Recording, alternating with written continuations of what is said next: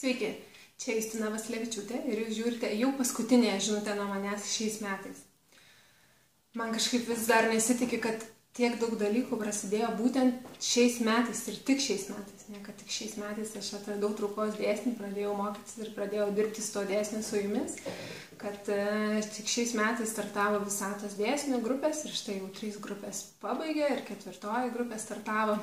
Taip pat neįtikėtina, kad Verslo iš visos širdies programa prasidėjo tik šį rudenį, taip neseniai, jau pirmoji grupė, pirmoji laida pabaigė, pirmosius absolventus turime ir antrieji startuos sausio mėnesį.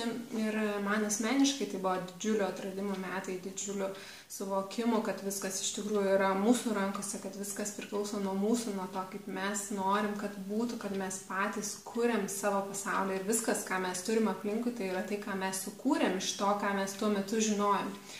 Ir man labai gražiai kažkaip visus tos metų atradimus simbolizuoja mano visai nesenas atradimas ir sprendimas. Aš pradėjau rašyti vėl kairę ranką, aš esu kairė rankė, bet kai buvau 1 klasėje, man mokytojai su tėvais nusprendė, kad negerai yra rašyti kairę ranką ir aš išmokau rašyti dešinę ranką ir aš tikiu, kad jie linkėjo man viso ko geriausio ir dabar aš iš suaugusio pozicijos nusprendžiau, kad aš noriu grįžti, pradėti rašyti savo ranka, savo pasirinkta ranka ir kiekvieną kartą, kai aš rašau, aš jaučiu, kaip kažkas mano viduje labai stipriai keičiasi, kad toks suvokimas, kad tai yra mano pasirinkimas, kad aš galiu tai daryti. Ir tuo pačiu aš, kai rašau, man yra nepatogu, man sunku, man gaunasi kreivai, ilgai užtrunka, lėtai, įsivaizduokit pirmoko rašyseną. Ir man atrodo, tai graži labai metafora tam, kaip mes keičiamės, nes kai mes pradedam daryti kažką naujo, mums norisi, kad tai vyktų va taip iškart, ne, vieną kartą sugalvojau ir padariau, bet iš tikrųjų tai tas procesas yra toks labai palaipsniškas ir kuo didesnius pokyčius mes norim padaryti, tuo ilgiau jie užtrunka. Tai aš į kitus metus einu su žinute, kad aš kitais metais gyvensiu kairę ranką ir drąsiai eisiu į tai, kur jaučiu, kad kviečia mano širdis, kas dažnai būna labai netikėtos vietos ir labai netikėti atradimai. Metus pradedu su tom pagrindiniam 2 savo temam, su Visatos dėsniais ir su Verslo iš visos širdies nauja grupė. Taip pat toliau tęsiam Visatos dėsnių programą su tais, kurie jau pabaigė, tokie tęstinius mokymus turim.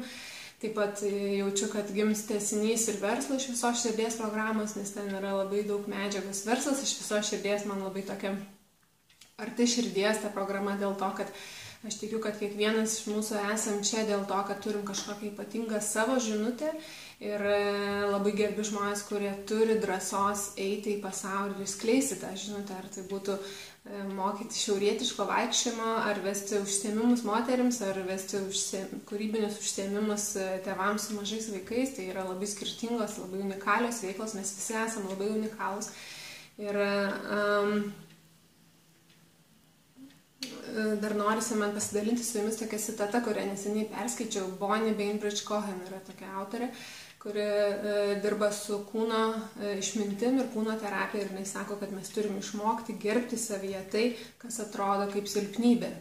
Kitaip mes negalim net pradėti keistis ar daryti kažko.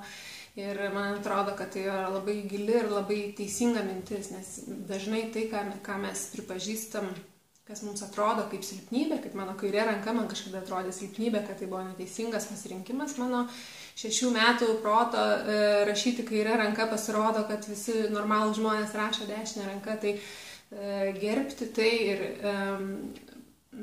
būti su tuo ir tikriausiai su kūno tema pradėsiu irgi dirbti kitais metais, nes tai labai man tokia, aš matau, atrandu kūną kaip labai didelį resursą, nes ilgą laiką aš galvojau, kad pasaulis yra toks didelis, o aš esu tokia maža ir aš labai aktyviai ėjau į pasaulį ir keliavau ir apkeliavau 2/3 pasaulio ir daug įvairių žmonių sutikau ir daug ką atradau, o dabar aš einu labai į save ir atradinėjau, kad čia po mano oda yra visiškai atskiras pasaulis ir irgi atskira visata ir kad čia yra labai daug informacijos ir pagalbos ir resursų. Tai tikriausiai su ta tema irgi pradėsiu dirbti kitais metais, nežinau dar ką atneš kiti metai, bet noriu ir jūs pakviesti eiti į pasaulį su kairė ranka, pagalvoti, kas yra jūsų kairė ranka, kas yra tai, kas jums yra arčiau širdies, ką jūs nori daryti ir noriu pasiryžti ir žengti tą žingsnį, leiskite, aš galiu jums padėti, aš galiu padėti jums išgirsti, ko jūs iš tikrųjų norit, kas yra tikrieji jūsų širdies troškimai, ne tai, kas turi būti, ne tai, kas privaloma, ne tai, kaip visi kiti daro, leisti savo tai vidiniai išminčiai trykšti iš vidaus. Tai noriu labai padėkoti savo klientams, kurie manim patikėjo nuo pat pradžių, kurie ėjo su manim. Noriu dėkoti jums, kad jūs dalinatės, kad pasakojate apie tai, kas vyksta su jumis, kaip jūsų gyvenimą keičia visatos dėsniai. Ir labai kviečiu visus kitus irgi pasiryžti ir pamėginti, prisijunkit prie grupės arba ateikit pas mane asmeniškai. Leiskit, kad jūsų gyvenimas pasikeistų. Per metus gali labai daug kas įvykti ir kitais metais jūsų pasaulis gali būti visiškai apsivertęs, taip kaip apsivertė mano.